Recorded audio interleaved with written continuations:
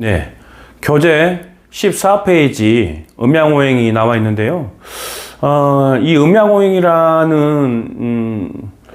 것이 명리학에 아주 짙게 깔려 있습니다.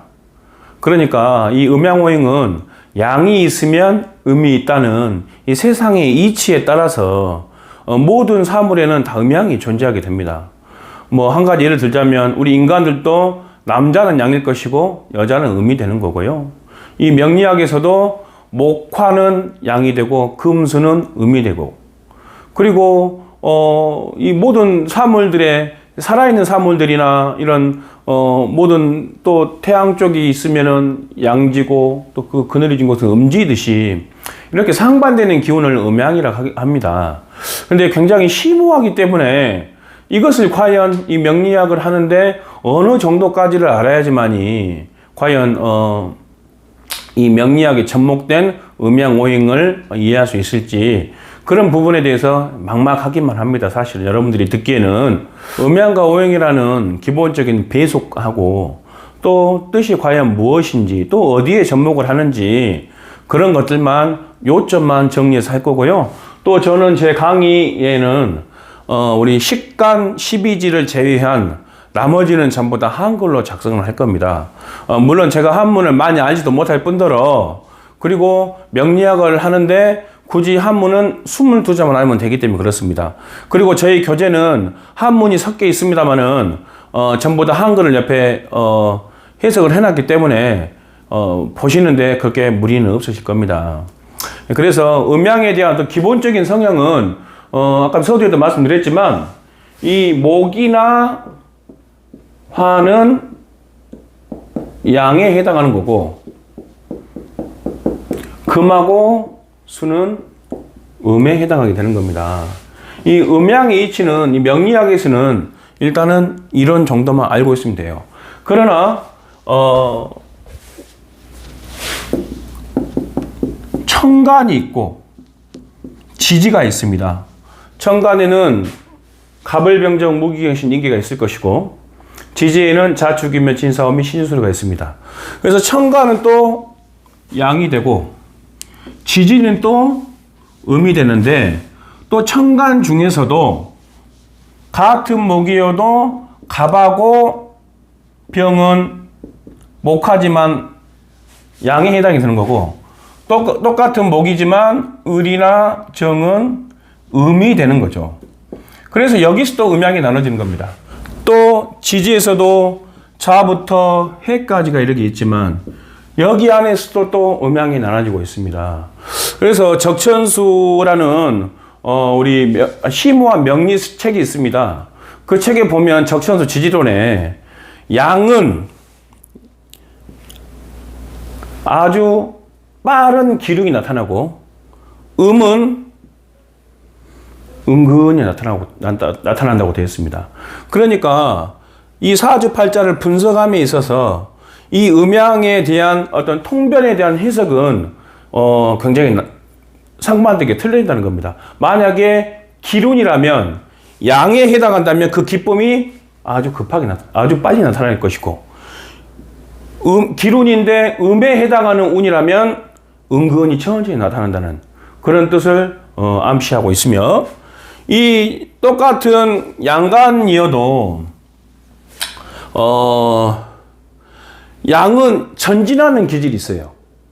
그래서 무언가를 헤쳐나가는데 굉장히 의욕적이고 이겨내는 거죠. 이겨내는 힘도 강하죠. 근데 음은 뒤로 빠지면서 후퇴하는 기질이 있기 때문에 항상 안주하려고 하고 겁이 많다거나 이런 이겨내는 힘이 조금 약하게 되는 거죠. 우리 대중매체나 뉴스나 TV에서 보게 되면 자기 신변을 비관해서 스스로 목숨을 끊는 그런 분들은 저는 이제 그분의 돌아가신 분들의 사주팔자를 모르겠습니다만은 양인데 너무 과하게 돼 있거나 또는 음인데 너무 뒤로 퇴보하게 소극적으로 돼 있거나 이런 사람들이 그런 조금 극과 극을 달릴 수 있는 그런 것들이 있는 거고요. 또 음이라는 글자는 물론 금에도 경금이 있고 신금이 있고 수에도 임수가 있고 계수가 있는데 얘들은 양이고 얘들은 음이란 말입니다. 그래서 적천수 천간론에 뭐라고 나오냐면 경금대살 강강위체라고 나오고 임수통화 능설금기라고 해서 아주 강한 대수 해석이 되는 거고, 이 신금들은 연약하다고 나와요. 신금연약, 수변이청, 기수지약, 달어천진. 이렇듯이 일단은 이 천간 하나만 갖고도 뒤에서 우리가 공부하게 되는 억부용신의 신강신약을 대입을 하는데 굉장히 유용하게 쓸 수 있다는 거죠. 자, 그거는 지금 이 시간에 할 이야기는 아니지만 이 음양오행이 갖고 있는 그런 성향들을 여러분들 다 알기 쉽게 말하기 위해서 지금 이 동영상을 들으신 분들은 후에도 이 동영상을 들을 수 있기 때문에 그 이 문헌을 꼭 참고해야 한다는 거죠.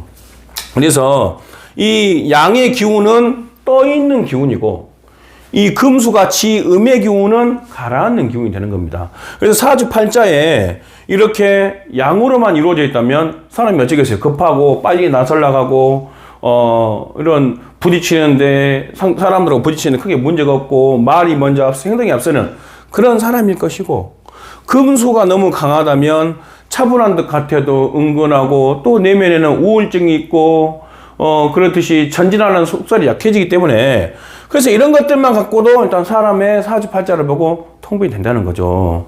그래서 이런 것들이 일단 기본적으로 음양에 배속이 되는 거고요. 예, 22페이지 하단 쪽에 보면 오행의 배속표라고 해서 목화토금수가 있고 갑을병정 무기영신이 있습니다.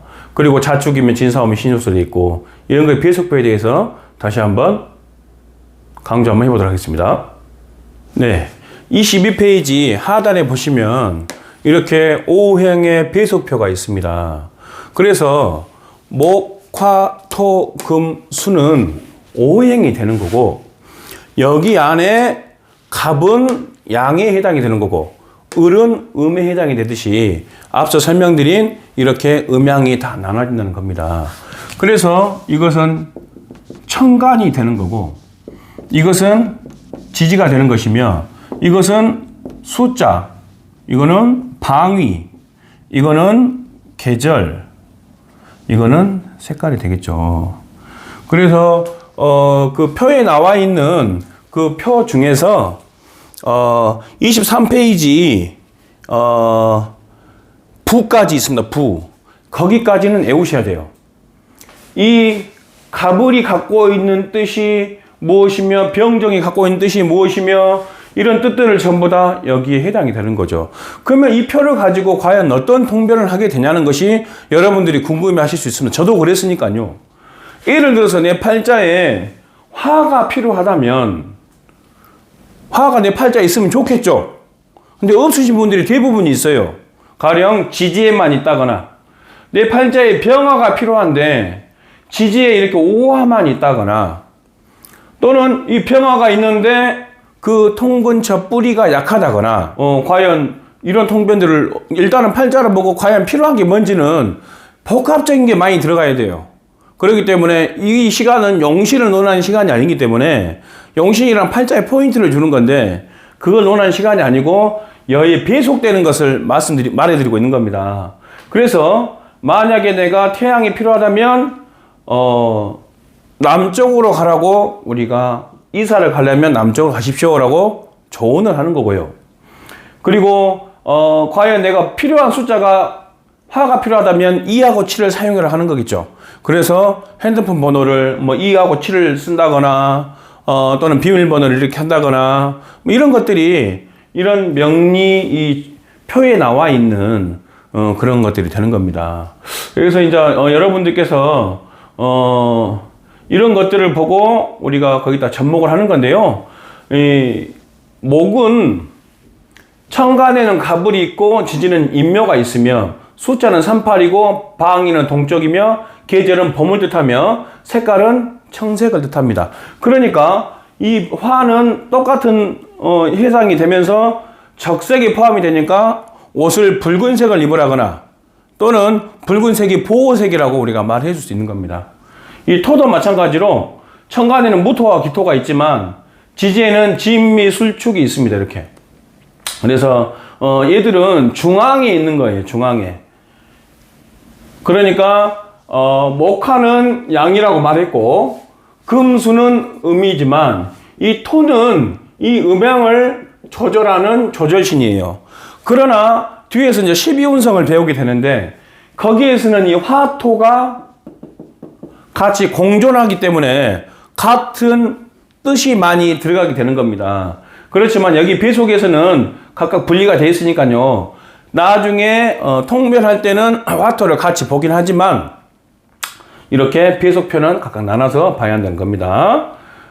그리고 이 금은 천간에 경신이 있고 지지는 신유가 있습니다. 숫자는 4구를 뜻하고요.